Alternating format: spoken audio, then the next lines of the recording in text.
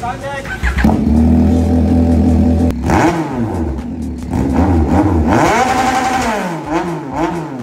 bomba ka nga. Bakit pareho ng tunog?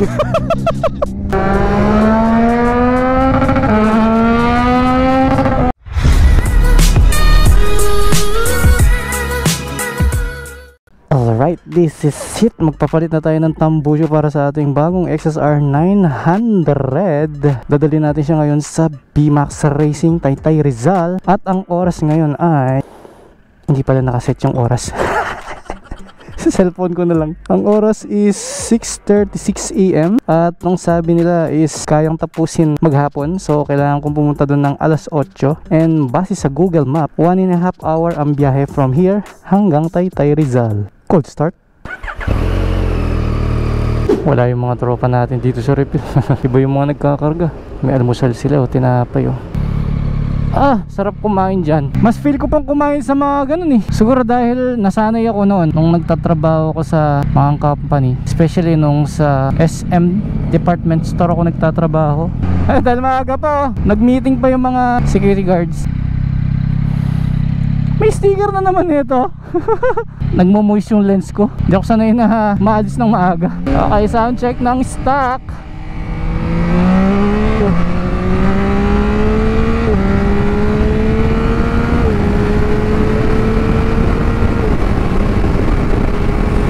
Ito na yung Marilao Bridge oh. Actually mataas pa nga yung tulay na yan eh. Kumpara dun sa San Simon na lumulubog. Di ba tinaas nila yung kalsada dun? Eh di kung dun siya dumaan di mas lalo na. Solid yung traffic hanggang ngayon oh. Balitang balita yan sa national television eh. Siguro mag-iisang linggo na.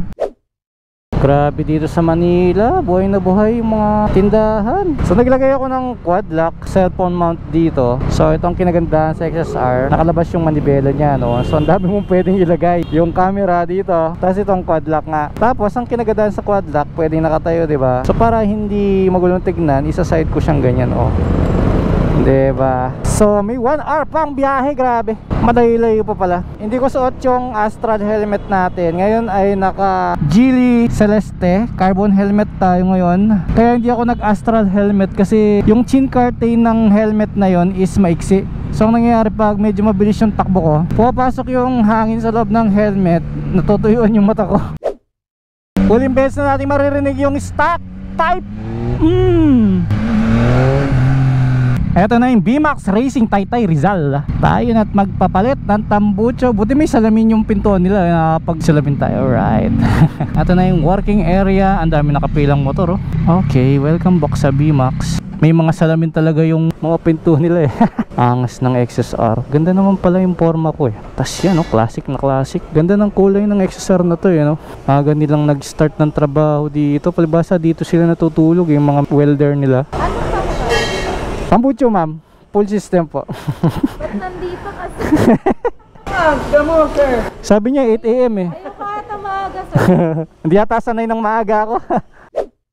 Uy, ito pala yung stock. Ang bilis na tanggal eh, no? Alam niyo kung bakit mabilis nilang ginawa yung ating tambucho para sa ating XSR 900? Almost 2 hours lang nilang ginawa. Kasi because meron tayong ready-made na tambucho para sa MT-09 and XSR 900. Meron pa tayong available na 4 na full system exhaust. So, wala pa siyang canister kasi depende po yun sa customer kung ano yung gusto niyang canister. Kaya naman, papipiliin po kayo ng BMAX Racing Taytay Rizal kung ano yung trip ninyong canister para sa inyong motor. Mas sinasuggest namin na dalhin nyo dito yung motor nyo para sila na mismo yung mag-install para kung may konting adjustment, madaling magawa ng paraan. Ang presyo nitong headers hanggang sa mid-pipe is 17,500. Free na yung labor dito sa BMAX. May warranty pa. Right, so ngayon ay magsa-soundcheck na tayo. Nailagay na nila yung bagong full system exhaust. Tumagal lang ng 2 oras. Ngayon magsa-soundcheck na tayo. Ang bilis lang magawa. Eto muna tayo sa titanium.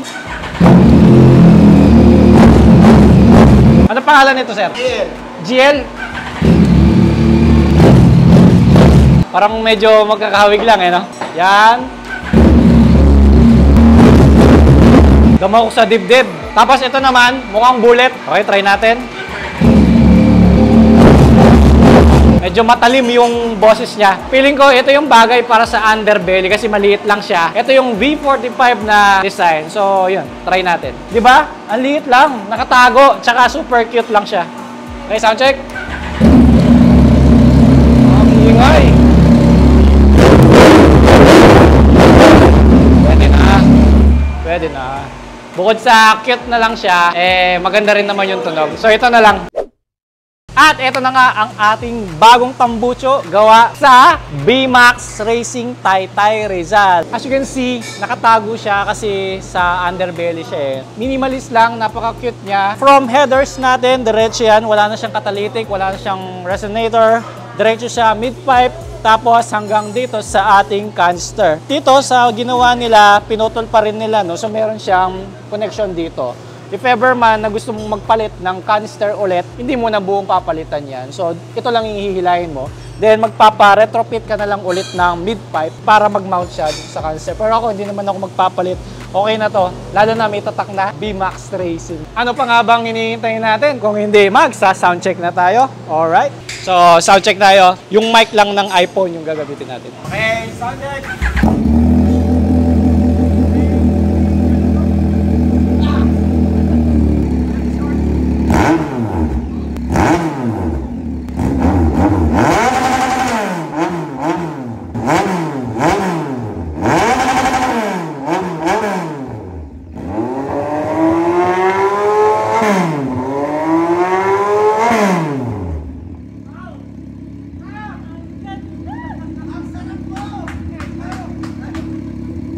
Galing ng bag mo, patingin nga. Ayos ah. Yan yung nakikita sa BGC. Oo. Kausap natin ngayon si Joseph Activate. Hey guys! Inactivate niya yung intercom. Ayan.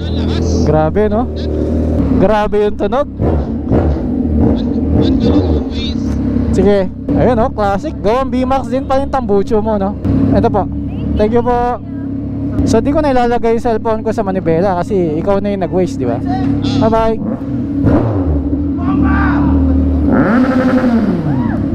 BGC muna kami. Anong lutong? Ay, grabe yung ship, no? Narinig mo? Chef, bomba ka nga. Bakit pareho ng tunog? Parang mas wild lang yung sa akin kasi shorty siya, no? Angas ng pormahan natin, Chef, ah. Classic na classic. Gusto ko yung boots mo. Ano to? Icon Elsinore. Chef, ganda nung ba, no? Oo nga eh. Lower daw. Grabe, oh. Mabra ba dyan yung mukhaan mo? Hindi. Di ba ang sarap gamitin ng classic bike? Ang gaan. Natatawa ako pag isisip ako. Tanggalin ko nga yung camera ko sa harap kasi parang nakakaduling to eh. Ito. Akala ko ginagawa mo siyang dashcam. Nakatapat pala siya sa'yo. Ganda ng ano, XSR9 natin na bago. Talaga ba? Oo, yung likod. Ano, classic ng classic yan. Kailangan ko lang palitan yung side mirror niya. Gagawin kong bilog.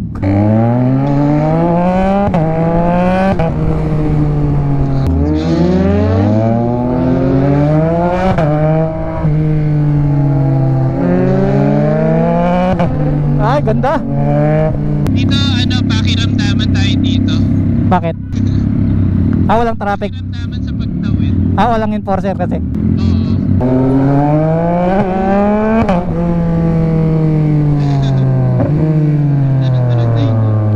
Hindi siya nagbabackfire eh, no? Ay! Nakakabitin. Nakakatakot kasi dito.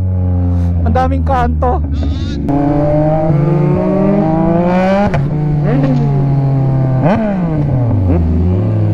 Ano, kumusta yung GP10? Di masakit sa tenga? Okay siya. Tapos ayun, hindi na puputol kahit nagkakalayo tayo eh. Mamaya wala nang galawan yung traffic dito. Buti maaga ka na yun natapos. Galing no, kahit full system natapos nila before maggabi. Wala eh, meron na kasing ready-made eh. Oo nga pala, nagsasave sila ng mga pattern. Nahirapan kayo lane filter pag ano? Pag naka-bar and mirror or sakto lang? Mahirap, nakalabas. Kaya gusto ko palitan ng bilog para pasok siya. Yun mo, nakalabas sa handlebar ko. Oo nga eh, parang lumalapad. Oo.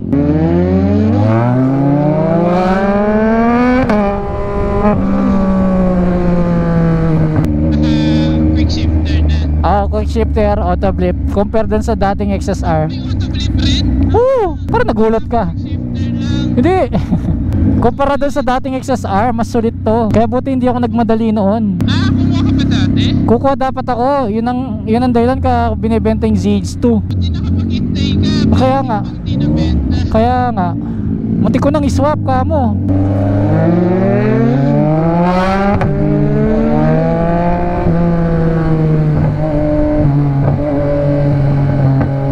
Ay, sanap pala tayo. Yung lumalabas sa likod ng bag mo, nakokontrol mo rin yan? Ako gumawa niyan. Ganon. Ito BGC na to? Oo, BG. Ay grabe, BGC na. May bagong bukas na ramen na Mas Rider Black, di ba? Ay, ano yung steak shop ni siya ramen? Steak ba yun? Mga steak yung binibenta. Ito legit na ramen to. Isang linggo pinababad yung itlog tapos 7 hours yung buto. Wow, grabe, ganun yun. Oo, dito tayo mag-alap. Okay. Di ba nag-park na tayo dyan dati? Ay, hindi, iba to. Dito dati nagsushooting sila Gaki Moto. Okay. Dito ba tayo? Saan tayo magpo-park? Ano lang? Hindi, teka lang. Papakita ko lang sa'yo. Ito 3D billboard. Tapos ayun, 3D billboard rin dito. Oo nga, no? 3D billboard yung dalawa. Kabilaan pala sila, no? Oo. Doon tayo sa Eh di maganda dito pag gabi pala, no? Oo. Teka, tara. Pwede naman itong ginawa natin. Huwag ka mag-ano. Tara, diretso na.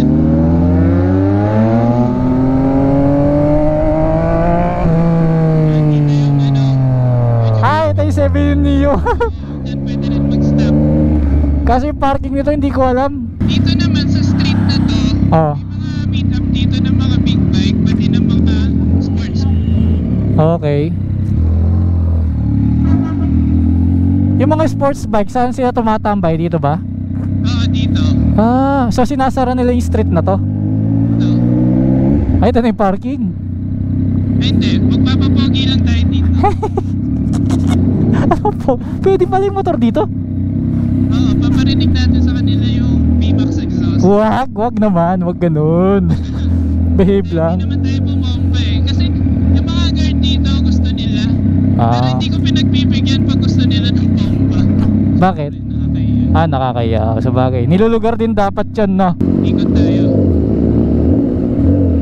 Oo, at tinitignan yung XSR 900. Hindi, ikaw yata yung tinitignan eh. Sanay na ako ganun. Tinitignan ako. Ganyan pala yung parking dito. Mapapa-eco yata yung VMAX Racing. Iingay nilang pareho. Sorry, lumagpas ako. Sorry, miss. Sep, napag-aalataan tayong first time natin. Mag-aalatan tayo. Tingnan mo to. Meron dito. Yung libre dito mag-charge ng electric vehicle. Ay, dyan, libre pa. Sa ngayon, libre pa dahil konti pa lang, di ba? Tapos wala silang coding. Pero pag tagal lahat na yan, magkaka-coding rin yan. Siyempre, madami na eh. Kaya nga nag-coding kasi marami sasakyan, di ba? Ang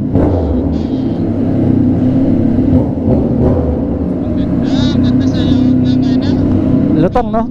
Tingin muna tayo dito sa kanan. Crunchy. Oo nga eh. Sep, madulas yung semento, ha? Oo nga. Mukhang kaka-floor wax lang nito eh. Ito. Yan. Paharap na lang, Sep. Para di tayo mahirapan mamaya. Paharap na lang. Exchange tayo. Ay, nice. Ang galing ah. Sanay yung read for speed. Wah, grabe. 1, 2. Sige, lakad na tayo. Maganda na tayo. Naka-helmet. Hindi, wag. Mainit. Patay na natin. Ito pala yung pinagmamalaki mo dito sa Ramen Nagi. Ito yung authentic na sinasabi mo, Sep. Oo, yung itlog na yan, binabad yan. Nang isang linggo, tapos meron tayo side dish na manok. Taragi ba to? Oo, karage. Karage? Ibig sabihin lang naman ng karage sa Japanese, prenito. Ah, prenito. Yung chopsticks mo, para smooth yung ganito mo. Hindi, mo na yan. Healthy naman yan, kahoy. Oo nga, no? Iba yung noodles dito. Solid yung noodles niya. Okay na yan. Sino nga pala yun? Ang ingat. Okay, di ko kagad ginalaw. The best, Sep. Thank you so much. Meron pa tayong libreng stop toy. Tingin nga. Hindi ka dito. Yan. Dito ka muna.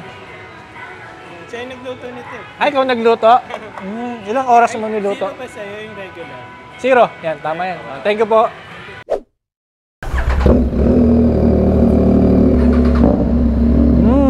Lutong. Nakita ko ulit yung bag. Maliwanag pala pag madilim.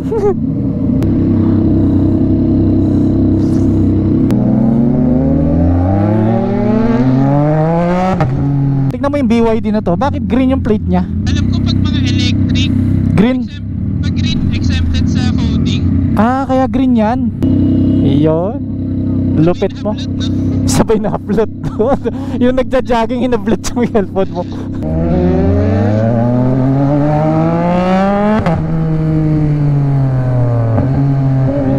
Habang yung mga nakasabit sa jeep. Hinahanap nila eh. Hindi nila alam sino sa atin yung mas maingay eh. Ay! Gas, gas! Ayun! Sep, maraming salamat! Sige, ingat. Next time ulit! Sige, sige. Ingat!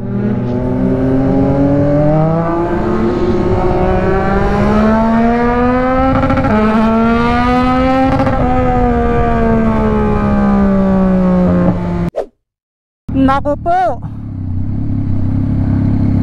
Eto na yung toll gate papasok ng expressway. So yung traffic dahil dyan sa Marilao na yan hanggang dito na. Grabe, solid. Ay, ano to? Libre yung toll gate? Oo nga pala, nabalita nga pala sa TV. Nililibre yata nila yung toll gate ngayon. Hindi ako sure ha, kasi bukas yung toll gate eh. Hindi na nagsasara eh. Naku po. Wala na. Ang tindi, grabe. Hanggang Bukawi na yung traffic, no? Mahirap pa naman isingit tong motor dahil yung mga side mirrors niya nakalabas. Alam ko ng diskarte. Pwede naman yatang ikutin to. Yan. Yan. Yan, ganyan na lang. Siksika na dito, grabe. Para parking area yung NLEX. Bigyan ng Jackie Chan. Hanggang ngayon ginagawa pa rin nila 24/7 daw yan eh, para matapos ka agad. Grabe no, laking babayaran nung nakasira niyan. Ginabi na ako.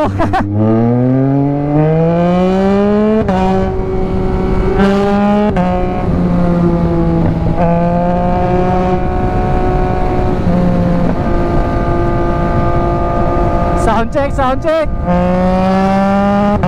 Woo!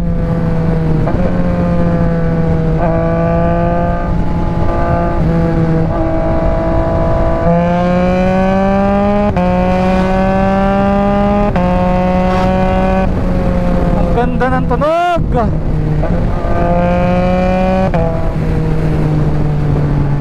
Maganda siya pag sinasagad mo up to 8,000 RPM.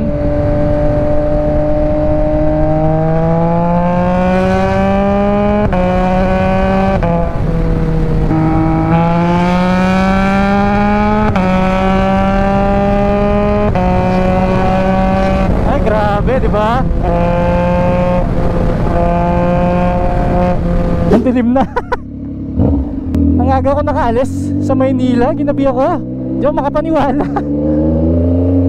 Okay, last arangkada na lang para sa ating outro.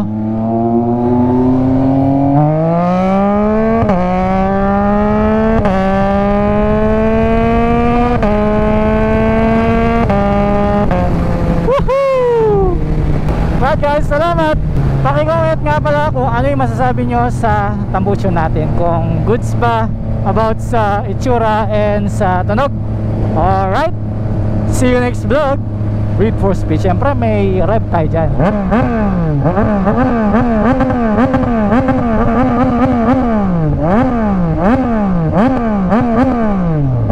Read for speed.